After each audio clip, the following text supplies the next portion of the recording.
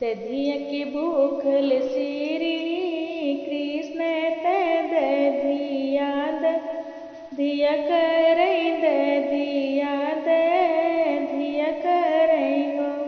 सखिया होरी लाके भूखली माता देवकी ते होरीला होरिल करई होरीला होरिल करई हो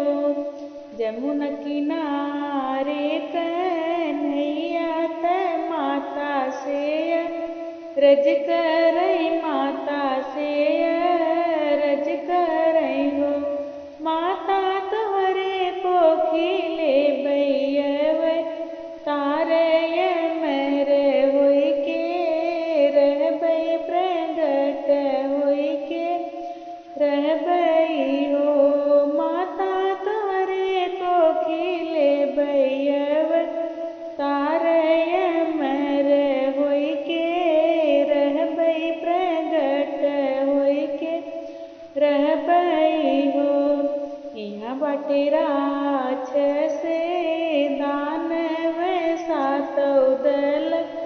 छोहरी त सातौ दल छोहरी हो बेटा यहाँ बाटे कंसा दिखवा तो हई बदी नहीं अमर होई के रही है प्रगट होई के रही है हो बेटा यहाँ बाटे कंसा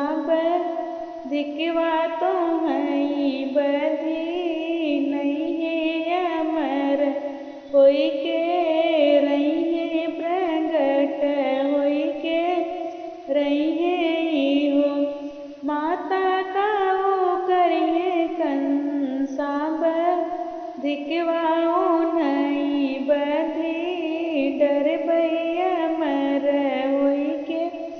रहबै प्रगट होई के रहबै हो माता काओ करिए कंसा दिखवाओ नहीं बधी डर